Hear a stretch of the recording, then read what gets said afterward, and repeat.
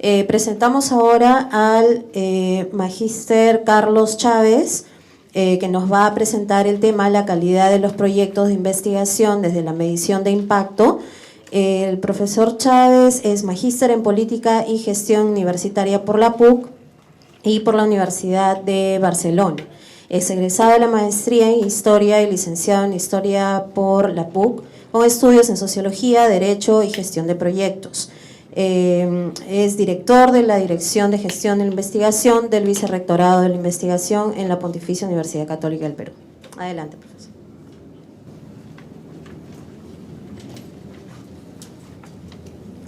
Gracias. Buenas tardes con todos. Muchísimas gracias por, creo que estamos en el último bloque, por la paciencia, sobre todo. Y más bien, esta ponencia que me han solicitado, en realidad es compartir con ustedes un conjunto de preocupaciones de un asunto que a mi juicio es muy apasionante en el tema de la gestión de la investigación, que es el tema de la medición de los impactos de la investigación, asunto que, como verán, es un tema no resuelto, es un tema inconcluso, pero es un tema que nos presenta muchos desafíos que esperamos en esta breve presentación compartir con ustedes y entrar al diálogo. Me avisas con tiempo para no excederme, si fueras tan amable, ¿no? Como tiene varias, si puedes irlas corriendo, exactamente, muy amable. Lo primero hay que tener en cuenta cuando hablamos de los impactos, el contexto en el que nos encontramos. Es decir, no se puede hablar de temas vinculados a medición de impacto haciendo abstracción, como si se tratara de aplicar metodologías en el aire, abstractamente. Hay varias situaciones nuevas en las que nos venimos enfrentando desde la academia, ¿no? Por un primer lado, el tema de las formas de conocimiento que van variando en una época tan compleja como la nuestra, que incluso llega a llamarse la sociedad del conocimiento.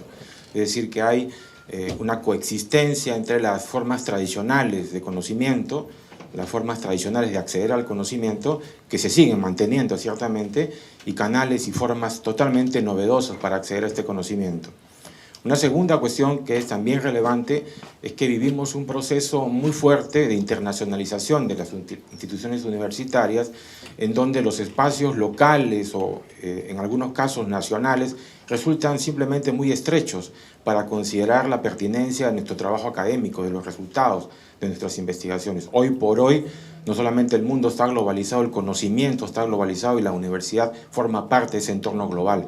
En consecuencia, para poder evaluarse, para poder medirse, para poder contrastarse, tiene que mirarse en el contexto internacional en el que se ubica. Una tercera dimensión sumamente interesante es la que tiene que ver con el tema que ya se ha comentado, me imagino también en los últimos días, el tema de la interdisciplinariedad. Hoy por hoy no es posible acceder a la solución de problemas complejos con enfoques monodisciplinares. Es decir, la interdisciplina no solamente es una variante, un camino alternativo, sino que la complejidad de los problemas exige un enfoque interdisciplinar. Y nuestras instituciones están creadas para el modo monodisciplinar.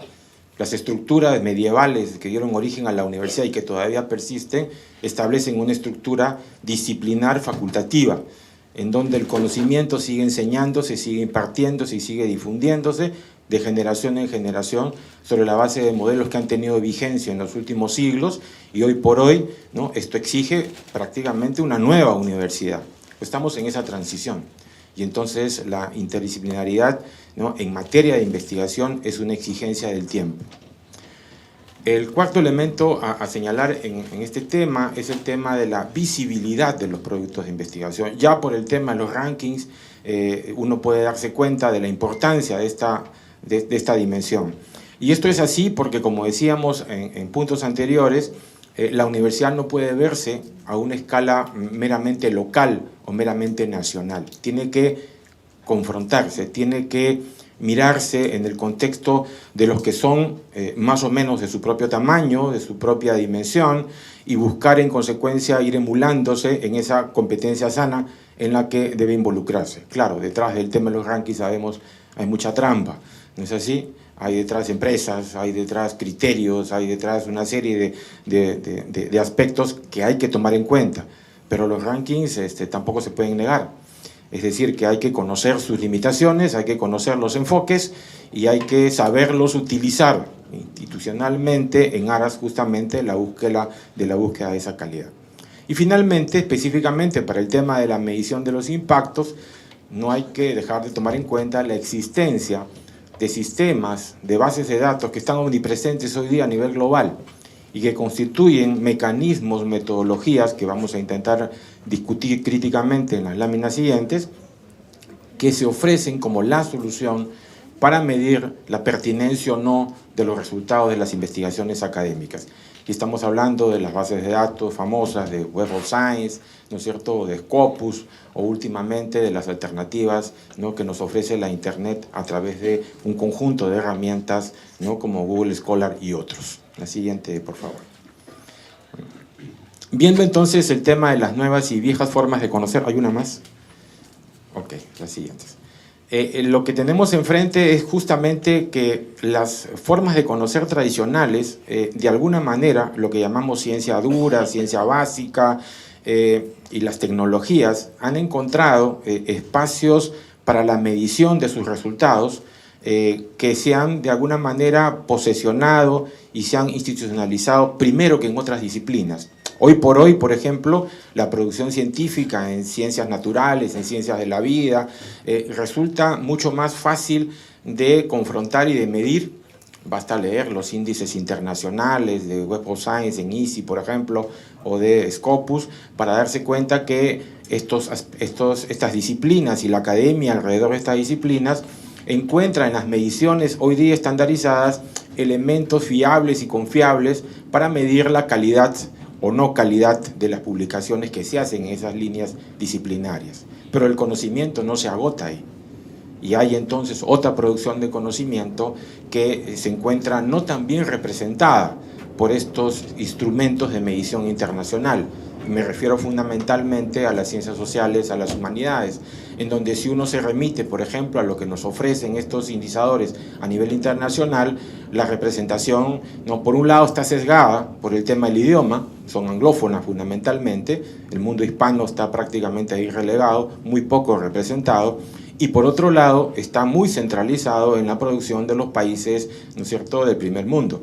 Es decir, que no hay necesariamente todavía, porque todavía el proceso recién ha comenzado, una representación de las problemáticas, por ejemplo, regionales, no solamente hablemos de la América Latina, sino, por ejemplo, del África o del Asia, ¿no?, o de Oceanía, que sean representativas para medir la productividad y la calidad de esos resultados de investigación en otras disciplinas.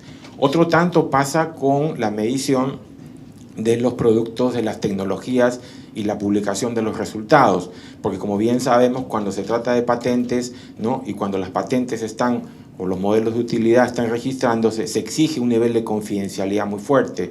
Hay cosas que todavía no se pueden revelar. Entonces, se generan entonces desafíos muy grandes para las instituciones universitarias en el sentido de medir de igual manera y con igual relevancia tanto aquellos productos que se han publicado y que tienen ya un registro a nivel internacional, como aquellos que por razones obvias todavía no se pueden revelar, todavía no se pueden publicar, pero que son productos importantes del acervo que la universidad va construyendo con sus propias investigaciones. Y finalmente tenemos a la propia actividad artística. Nuestra universidad es una universidad generalista, tiene más de 40 y tantas disciplinas, excepto ciencias de la vida y ciencias agrarias. Y vamos desde ciencia dura hasta las artes. Entonces, para nosotros el conocimiento se está generando a todo nivel, incluyendo las artes como un espacio de conocimiento. ¿Cómo se hace para medir la producción de conocimiento a este nivel? No está resuelto, son otras formas de conocer que son necesarios también considerar. Y por último, tomar en cuenta que incluso el conocimiento se viene a crear no solamente por aquello que está institucionalizado a través del espacio académico tradicional, sino que también nuestros pueblos, y el nuestro que duda cabe, cuenta con un conjunto de conocimientos, lo que se conoce como los saberes ancestrales, que muchas veces no son ni siquiera preocupación de los académicos y que constituyen una fuente fundamental para recoger ese conocimiento que siglo tras siglo se va transfiriendo o que se va perdiendo simplemente porque no resulta prioritario, ¿no? La siguiente. En el tema de la internacionalización, ya habíamos dicho, el problema fundamental es un tema que tiene que ver con idioma, ¿no? Las temáticas que se están considerando en el tema de reconocimiento de la producción tienen que ver básicamente con esta a veces tensión que existe entre las temáticas que pueden ser relevantes a nivel global, pero que pueden ser poco relevantes a nivel local o a nivel regional. Nos decía un colega, hay más opciones hasta más allá. Nos decía un colega colombiano que lo invitamos para el mes de la investigación del año pasado acá en la universidad, cómo resultaba interesante el hecho de que para los colegas colombianos el tema, por ejemplo, de los movilizados, la gente que se encuentra desplazada por los temas de violencia política en su país, que ya como sabemos, a diferencia del nuestro, ellos tienen décadas, ¿no?, con ese fenómeno aún no resuelto, ¿no? El tema de los desplazados es un tema para ellos fundamental, que no encuentra y que no resulta relevante, por ejemplo, para la academia oficial, ¿no? Como problemática digna de ser investigada, y que encontraban dificultades los académicos que venían trabajando determinada temática para encontrar una publicación quizá con índice en el cuartil 1 a nivel internacional para poder publicar los resultados de las pesquisas que ellos están trabajando, cosa que está cambiando ciertamente. A lo que quiero llegar es que este es un proceso en el que nos encontramos en estos momentos y que hace escasamente 10 años simplemente era totalmente excluido, no se consideraba para nada.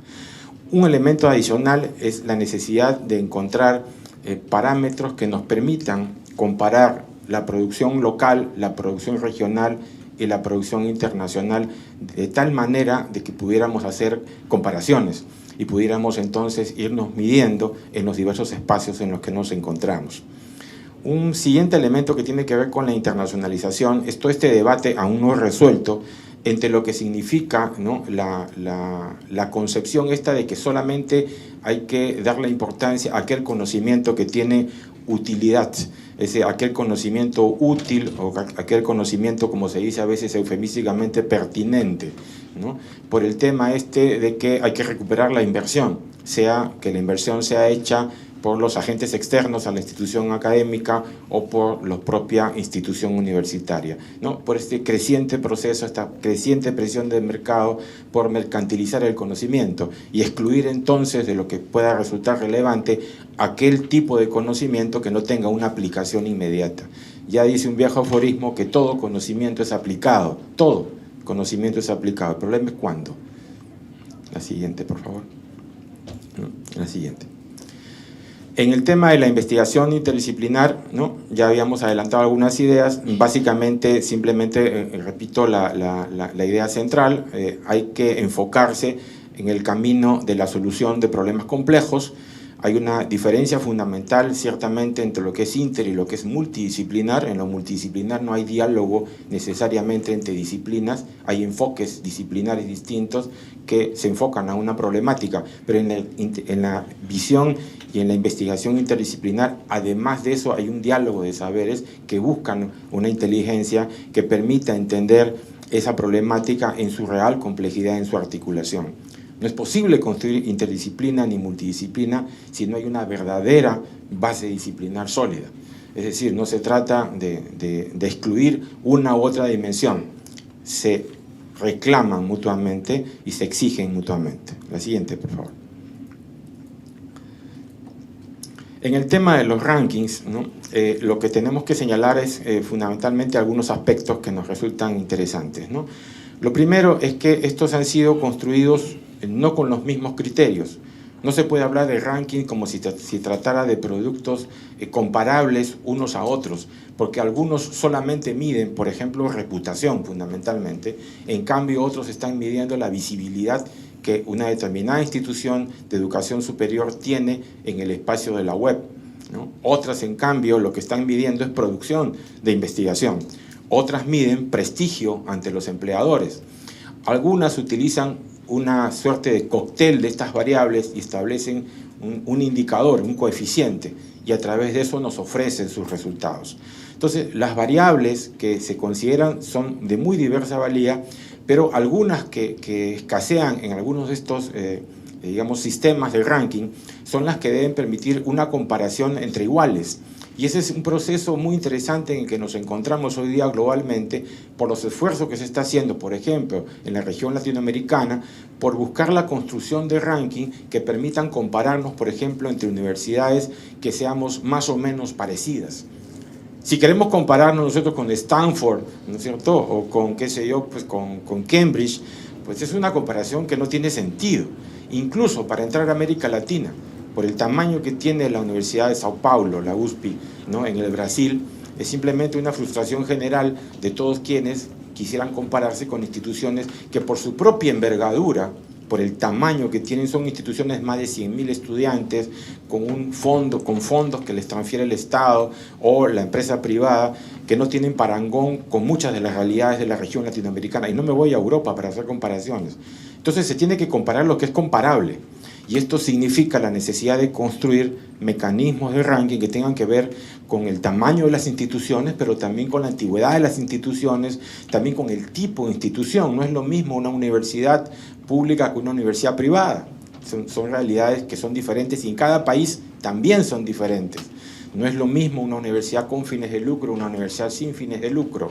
No es lo mismo una universidad en donde la composición de los estudiantes, el ratio profesor-estudiante, ¿no es cierto?, va en desmedro de la calidad de la educación que se le brinda a los estudiantes. Son universidades que tienen centenares de alumnos en el aula versus universidades en donde la relación es menor y se garantiza una mayor, digamos, personalización de la enseñanza. Es decir, hay muchas variables acá a considerar y a eso nos estamos acercando en la región latinoamericana. Hay constantes reuniones a nivel de los equipos rectorales, de las uniones que son latinoamericanas, y estamos en el camino por encontrar esa alternativa, pero hoy por hoy todavía no existe. La siguiente, por favor. ¿Qué tenemos en cuanto a las bases de datos empresariales del concierto internacional? Básicamente hay muchas, pero estas son las que mandan, las más fuertes, las que hoy día nos ofrecen la mayor cantidad de información, ¿no? Lo primero que hay que decir es que son empresas, y como son empresas tienen que generar rentabilidad, si no esto no camina. Aparentemente la última, la de Google Scholar, ¿no?, resulta gratuita, ¿no? Aparentemente digo porque es como el negocio de Google, ¿no es cierto?, que es indirecto, como bien sabemos es la publicidad, y es la circulación la que le da la rentabilidad. No obstante, para nosotros los usuarios, consultar los sistemas de Google Scholar resultan sin costo directo, y acceder a los repositorios de Web of Science, ¿no es cierto?, o de Scopus, podemos acceder a la información que ellos colocan en la web, pero que si queremos tener información analítica, hay que comprarla, y cuesta muchísimo dinero, es muchísimo, pero muchísimo dinero.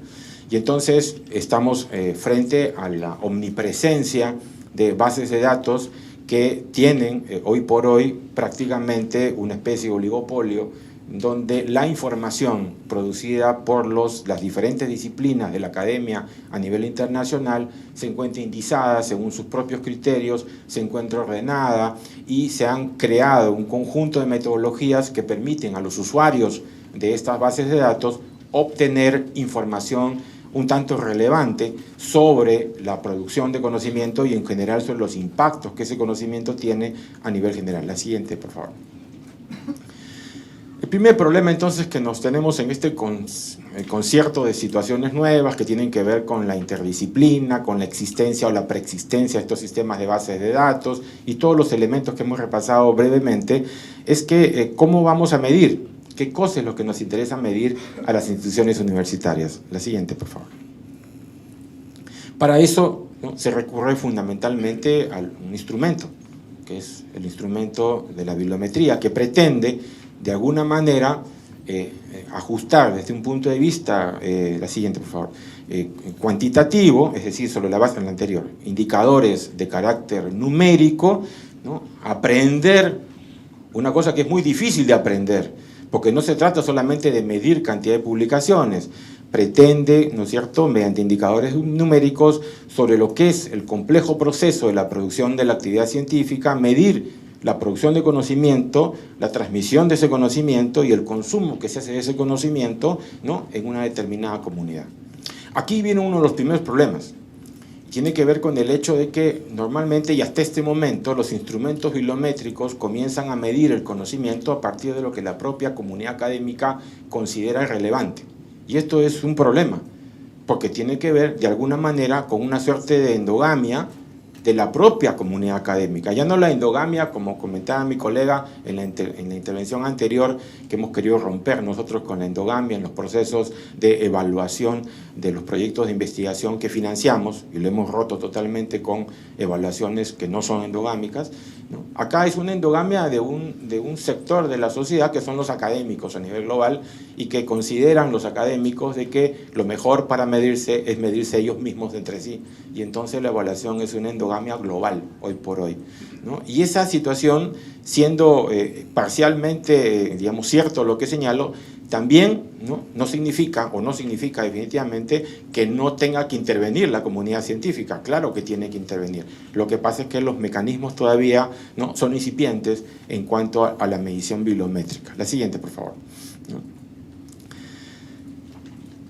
Acercarse a la problemática bibliométrica, más allá de los indicadores, de los coeficientes y de las fórmulas matemáticas que puedan estar atrás de los indicadores, ¿no? Nos debe llevar al primer convencimiento que cualquier indicador, como cualquier indicador que se construya para cualquier medición, y esto lo saben todos los que trabajamos en estos temas, ¿no? Descansan, ¿no es cierto?, en la definición de los conceptos que están detrás de estos indicadores, ¿no? Porque quien define eso es el que construye la base, el que construye los elementos digamos, a ser medidos.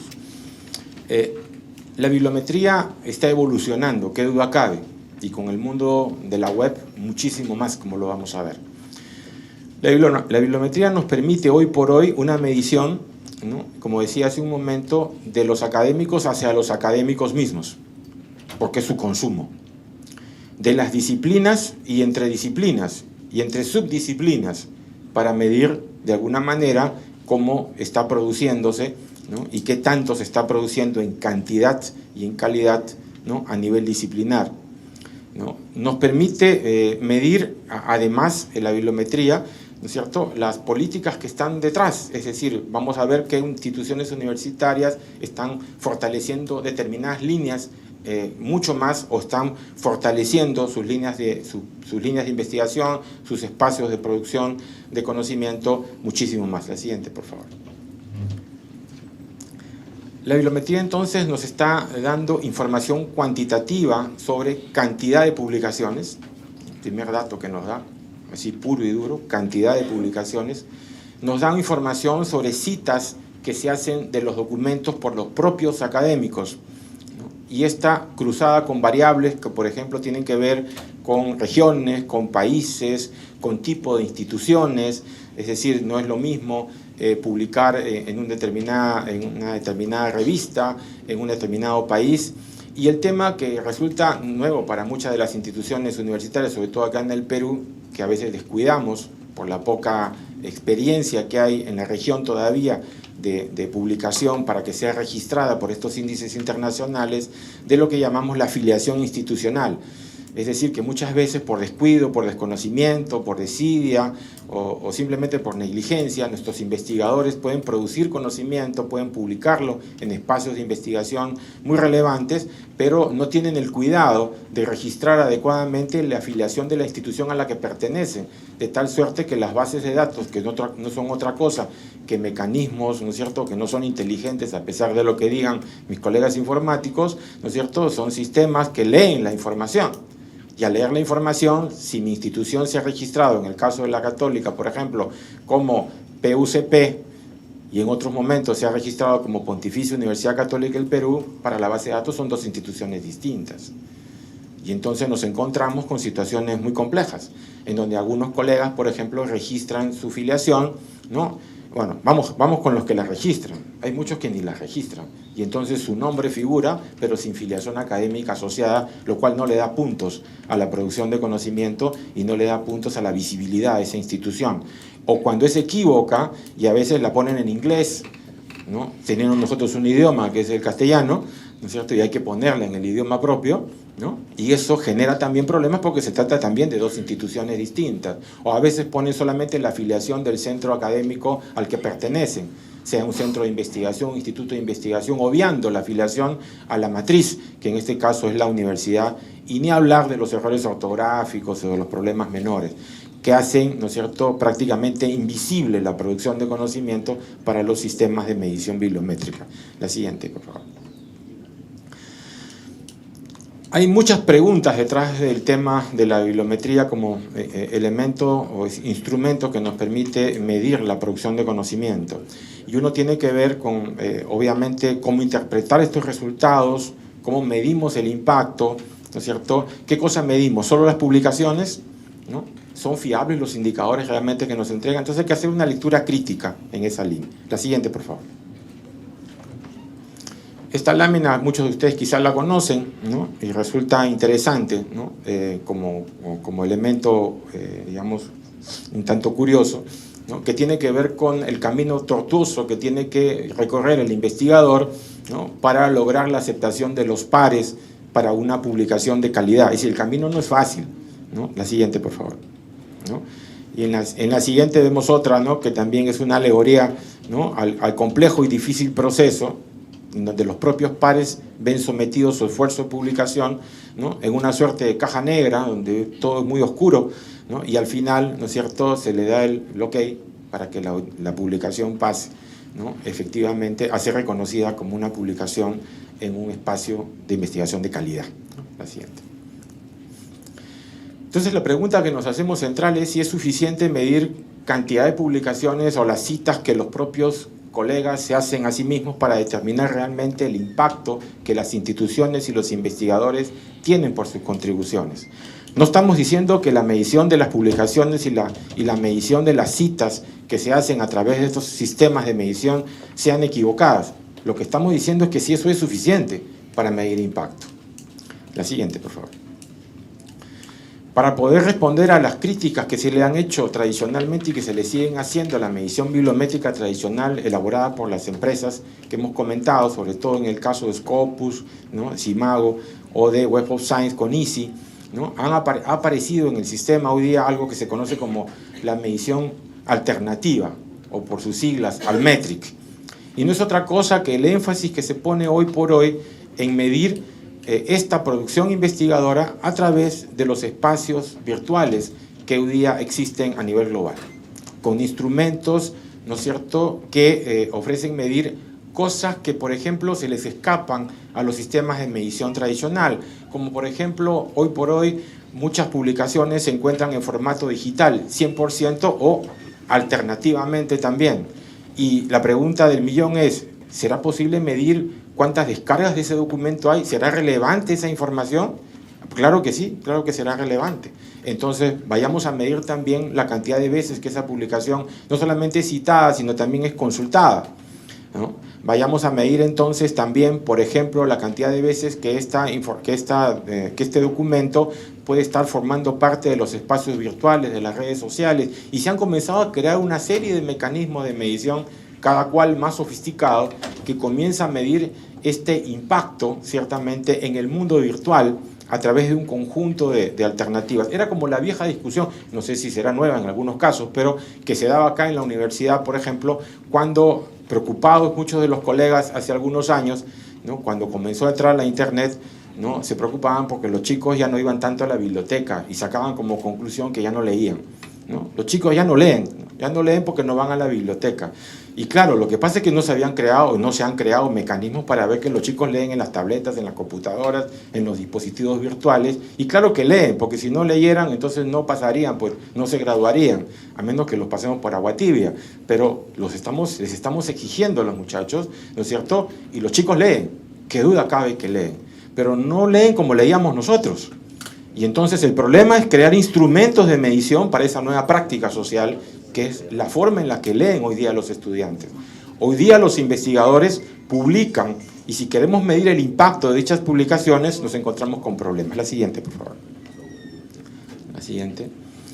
Pero estas también tienen sus limitaciones, ¿no es cierto? El ejemplo rápido que quiero poner es el caso del Google Scholar, ¿no? Que es un instrumento gratuito, ¿no? Ellos han creado varios instrumentos muy recientemente, ahorita nomás, el año 2011, el año 2012, el Google Scholar Citation y el Metrics, ¿no? Que son de acceso libre, muy fáciles de usar y que nos permiten medir, ¿no? Algunos elementos de medición que antes solamente nos ofrecían estos índices internacionales muy costosos, ¿no?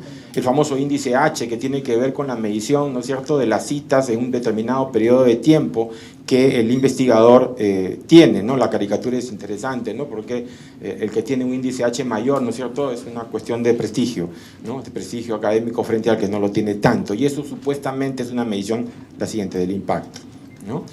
La anterior, te salteaste una cosita anterior que quería ver.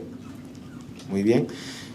El problema con el índice H, ¿no es cierto?, que sirve mucho, por ejemplo, para ciertas disciplinas que tienen alta volatilidad, que van cambiando cotidianamente. Estoy pensando en la física, por ejemplo, en donde prácticamente mes a mes hay descubrimientos, ¿no? No es lo mismo ese mismo impacto que en otras áreas de conocimiento donde pueden pasar años para que ese índice sea relevante.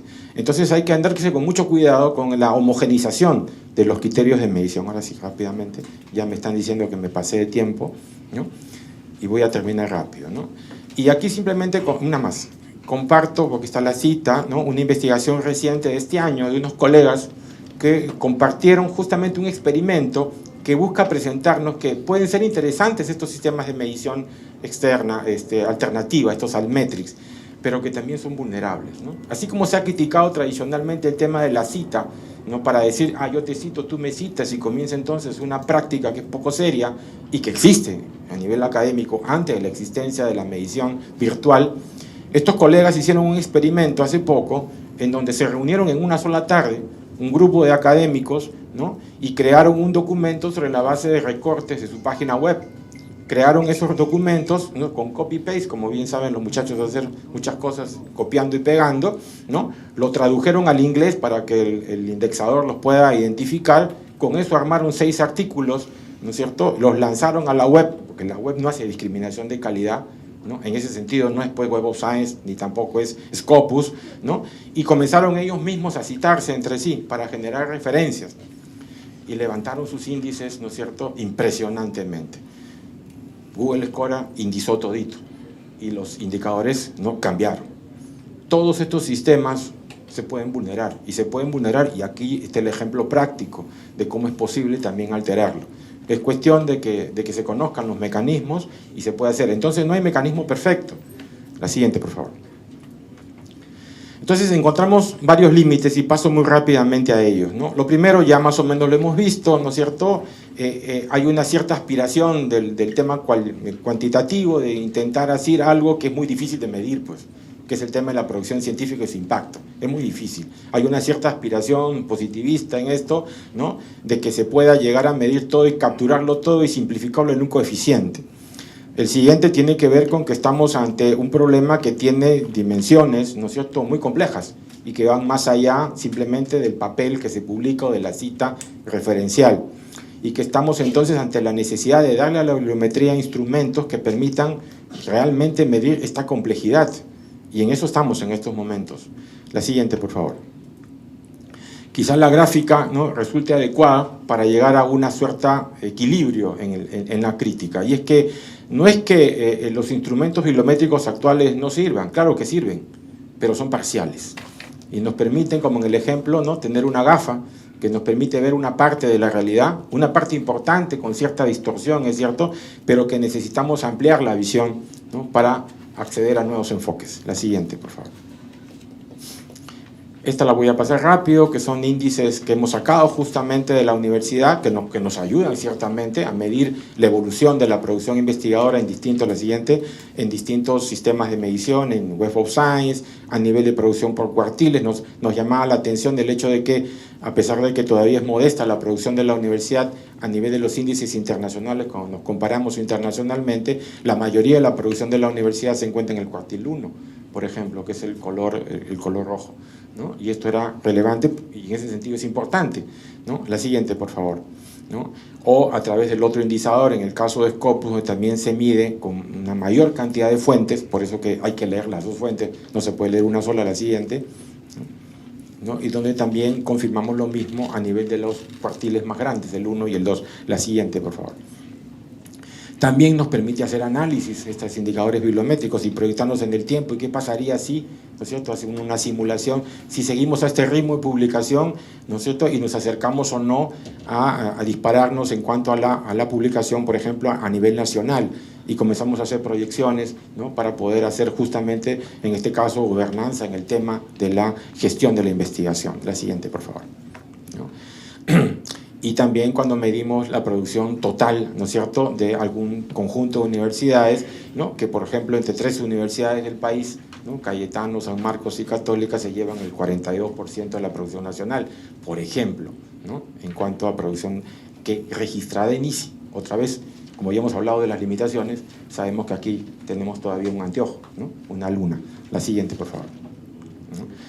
Lo mismo acá en cuanto al tema de la colaboración con instituciones extranjeras, quienes tienen más o menor colaboración, también son datos que nos proporcionan, la siguiente por favor, estos indicadores, ¿no? Y cantidad por tipo de publicación con colaboración, sin colaboración, ese es el tipo de preguntas que se le puede hacer, la siguiente por favor, a las bases de datos. En síntesis, necesitamos un sistema de medición que sea más equilibrado, que permita identificar estas características distintas, que tenga en cuenta la característica de la institución, ¿no? La siguiente, por favor, ¿no? Y que se base en nuevos parámetros. Eso es lo que nosotros llamamos en la PUC, la métrica PUC, ¿no?, que es una apuesta que queremos nosotros y estamos buscando construir, ¿no?, con el objetivo, la siguiente, por favor, de justamente acercarnos a esta visión, ¿no? Lo primero, que no solamente nos permitan medir citas, ¿no es cierto?, que estén cerradas a la propia comunidad, que nos permita identificar otros espacios de publicación. Estamos en estos momentos en un proceso muy interesante con nuestros departamentos académicos haciendo un listado de lo que llamamos espacios de publicación de calidad, que están conformados por lo que sale en ICI, por lo que sale en Scopus, pero también por lo que puede resultar relevante a nivel regional o a nivel nacional y que no están en esos índices. Y porque no están, no valen, a nosotros sí nos parece relevante, van a la métrica de la universidad. ¿No? Van a la métrica de la universidad porque nos parece que desde ese punto de vista de las disciplinas que venimos desarrollando y si tienen efectivamente un aporte a la comunidad científica, son válidos. La siguiente, ¿no? Incorporar lo cualitativo en lo cuantitativo, que ya hemos dicho, y medir el impacto, ¿no es cierto?, que nos permita medir cosas que hoy día no podemos medir, que es el impacto de los resultados de investigación, por ejemplo, en las políticas públicas del país. ¿Por qué eso no es relevante? ¿Por qué solamente es relevante la medición de las citas? ¿Por qué no es relevante el aporte que nosotros podemos dar como institución universitaria a la creación de normas, a la solución de los problemas de las comunidades, etcétera, etcétera? La siguiente, por favor. ¿No? En suma, lo que tenemos es que reconocer, ¿no es cierto?, que tenemos que investigar aquello que tiene impacto, pero que tiene impacto de muy diversas maneras, con muy diversas formas y de muy diversos caminos. La siguiente. Y que la medición tradicional, ¿no es cierto?, debe ser incorporada, debe ser enriquecida con nuevos sistemas. Deben haber nuevas formas de evaluación, ¿no? Yo termino con esto. Una cosa es medir puro resultado y otra cosa es medir impacto. El resultado inmediato puede ser la publicación y podemos encontrarnos, y termino, con un profesor que puede tener muchas publicaciones y que al año nos produce 5 papers en cuartil 1, y un profesor que a la larga de 5 años publicó pues 5 por 5, 25 publicaciones en cuartil 1 y tiene una alta medición de resultados de investigación publicados. Y hay otro profesor que en los 5 años nos hizo una nomás, ¿no? Y ese profesor entonces está en desmérito. Pero a los 10 años, el que ha tenido impacto es el que hizo una, porque ese es el que ha sobrevivido y el que sigue siendo vigente. Medir solamente el resultado es insuficiente, hay que medir impacto también. Okay. Muchas gracias. Muchas gracias al magíster Carlos Chávez. Los invitamos, por favor, a los expositores a pasar a la mesa. Vamos a iniciar la ronda de preguntas. Recuerden, por favor, indicar a quién va dirigida la pregunta. Gracias. Bien, comenzamos entonces con las preguntas. Hay una pregunta que no dice a quién, pero la respondo. Dice, ¿podría indicarnos el presupuesto de su oficina y el número de personal de la misma? Nosotros comenzamos hace 20 años con una dirección académica de investigación y éramos 3 personas. A lo largo de estos 20 años, obviamente, la unidad ha crecido, porque también se han complejizado sus procesos. para el año 2009, que es cuando se crea el Vicerrectorado de Investigación, se crea la Dirección de Gestión de la Investigación, se le dan tareas nuevas. La evaluación de la investigación, tema en el cual es responsable mi colega Katy, no existía. No existían tampoco mecanismos para lo que significa la relación universidad-empresa, ¿no? Una unidad, creo que estuvo en la mañana una colega del área de innovación comentando con ustedes. Lo que teníamos era básicamente una unidad que veía la promoción de la investigación con recursos propios y que al momento de la creación de la unidad éramos aproximadamente unas 15 personas, 12 personas. Hoy por hoy la dirección ha duplicado su tamaño, ¿no? Tiene 4 oficinas, ¿no? Una oficina de evaluación, hemos dicho, una oficina de innovación, ya lo comenté, una oficina que tiene que ver con la promoción de la investigación, la que organiza todos estos procesos, ¿no? Una oficina de administración de proyectos, que es el área más grande, ¿no? Donde se ve todo el tema de la actividad económico-financiera de la unidad, y la propia oficina de la dirección que hace esto, justamente las mediciones, ¿no? y el tema de indicadores. ¿Con qué presupuesto contamos? Nuestro presupuesto más o menos del orden del 80%, 85% está orientado a subvenciones. O sea, nos transfieren esos fondos, son como 7 millones de soles anuales, y ese fondo, más o menos en un 85%, casi 90%, va a subvenciones. Es decir, que lo que hacemos es recibir el fondo y lo transferimos, ¿no? Y lo administramos. El resto del fondo es gasto de la propia unidad, ¿no? Para el soporte de las actividades. Hacemos así. A ver, preguntan acá si los investigadores de la PUC están categorizados y si es así, ¿cuántas categorías tiene? Y si los incentivos, los honorarios están incluidos en los presupuestos del proyecto. En la Católica, cuando un profesor se ordinariza, pasa de auxiliar a asociado a principal, ¿no? Tiene una serie de categorías y evaluaciones específicas. Y en los proyectos de investigación sí hay un porcentaje para honorarios, ¿no? La idea, antes no existía esto, como había dicho el primer día la vicerrectora, solo se compraban materiales, pero no promovemos investigación si es que el investigador no tiene una parte del porcentaje como honorario, ¿no? Porque le está dedicando horas a investigar fuera de sus horas lectivas y fuera de su trabajo, ¿no? Entonces, no necesariamente, además, todos los que ganan proyectos de investigación son profesores ordinarios, también hay TPAs, es decir, profesores por asignatura, por horas. Entonces sí se pagan sí se paga en los concursos, ¿no? Por honorarios. Gracias, Katy. Nos preguntan, dice, Scopus, dice, sus desventajas. De los sistemas que hemos comentado, los más grandes, en realidad, si comparamos Web of Science y Scopus, ambos manejan data parecida. Digo parecida. ¿Por qué? Porque de alguna manera Simago, que es la que está detrás de esta experiencia, ha hecho un esfuerzo por incorporar producción de habla hispana, por ejemplo, y de disciplinas que normalmente no habían sido consideradas tradicionalmente por Web of Science. Entonces, desde ese punto de vista, para nosotros las dos resultan relevantes con sus limitaciones, pero es un tanto más amplia la de Scopus, ¿no? Y esa mayor amplitud hace que entre las limitaciones de ambas nos inclinemos por ver con mayor cuidado, ¿no?, los instrumentos que nos produce esta base de datos. La otra es que en realidad no nos da un índice único, sino que nos permite trabajar con una serie de variables, ¿no? Es bastante más cómoda para poder operar y generar indicadores, ¿no es cierto?, mucho más complejos. Las limitaciones las comparte con los demás sistemas, que es el tema del idioma, es el tema de la poca representación de las publicaciones, de los productos de investigación que no correspondan necesariamente a las ciencias duras. Tanto Scopus como Web of Science están haciendo en los últimos años tremendos esfuerzos por incorporar la producción, por ejemplo, de las regiones. Hace poco Scopus, Web of Science se comió, como diríamos, ahora que están en las fusiones de las empresas, absorbió Cielo, es un indicador regional, ¿no? Se lo absorbió, ya forma parte de él. Y el proceso va a ir increciendo. Es decir, muchos de los sistemas, Redalic, Latindex, que existen hoy día por decisiones que han tomado algunas instituciones académicas a nivel de la región latinoamericana, o se van a incorporar a estos índices, o como decía hace un momento, van a generar indicadores o mecanismos de medición alternativos, ¿no? Me preguntan cuáles son los mecanismos para que puedan poner los resultados de investigación al servicio del país. Nuestra oficina tiene la tarea de comunicar los resultados a otras oficinas que se encargan de esto, ¿no? Por un lado, propiedad intelectual, que es la que se va a encargar de ayudar a que el investigador haga la patente o el registro de propiedad intelectual. Entonces, después de eso, también en algunos proyectos interviene la oficina de innovación, que ha estado en la mañana Karina.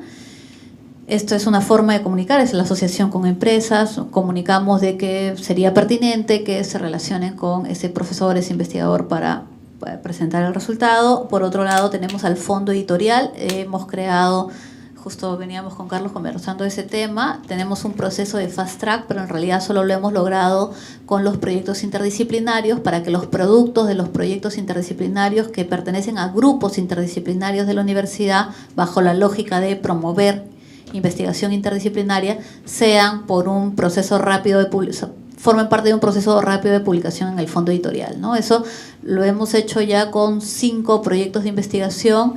El próximo año, de acá a un tiempo todavía, en realidad vienen los siguientes resultados y eso es lo que pasa. En realidad, como digo, solo es para los proyectos interdisciplinarios, pero la idea es que el fondo editorial se asocie mucho más con nuestra oficina para utilizar, por un lado, el arbitraje par, también eleva la categoría del fondo, y por otro lado, reconozca cuáles son los resultados o las publicaciones que deben ser priorizadas, ¿no? Esa en realidad es una tarea que tenemos pendiente, pero estamos construyéndola.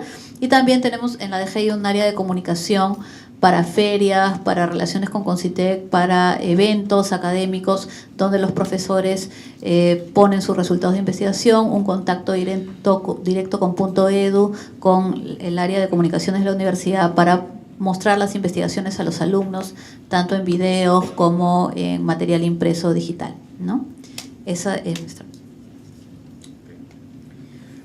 Tenemos otra pregunta que dice, ¿cómo evalúa la PUC las publicaciones? Si entiendo bien la letra, es en meritocracia docente, en los ascensos.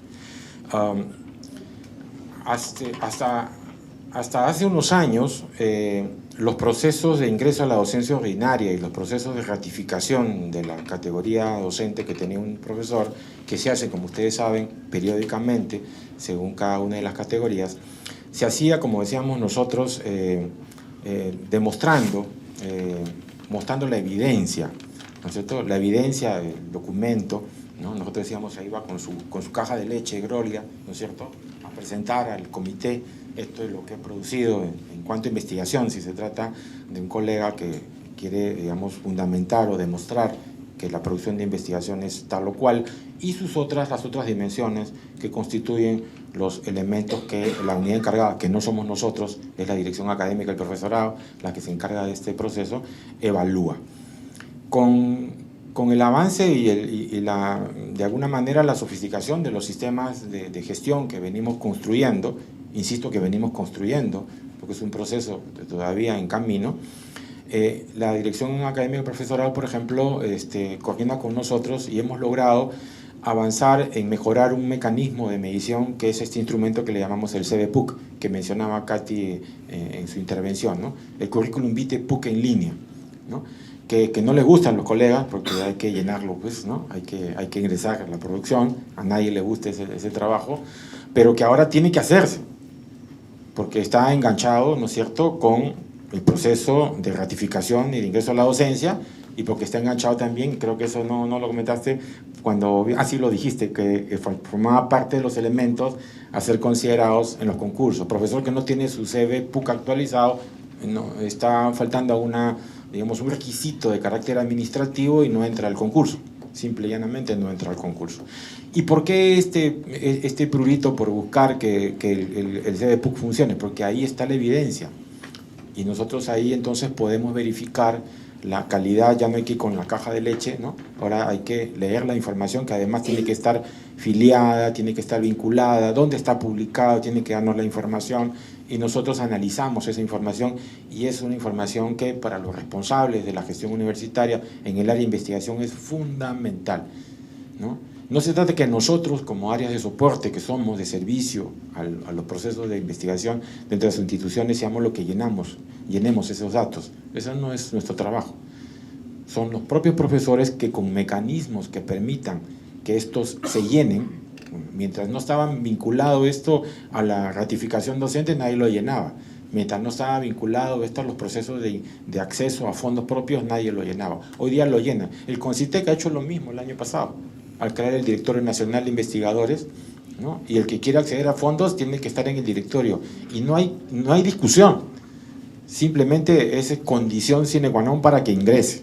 Ya después vemos ahora el tema que tiene CONCITEC ahorita pendiente, que es si la información, ¿no es cierto?, la calidad de la información, la relevancia de la información, y venimos trabajando en eso. Claro que tiene que ver muchísimo con ese aspecto. Bien, las últimas dos preguntas las junto porque tienen que ver con la objetividad y la confianza en una evaluación por par a doble ciego. Una me preguntan qué tan ciego es el doble ciego y en la otra me preguntan si la evaluación par es subjetiva y objetiva y es confiable. A ver, para empezar por el doble ciego, si es tan ciego en realidad no lo eres, es un tramposín.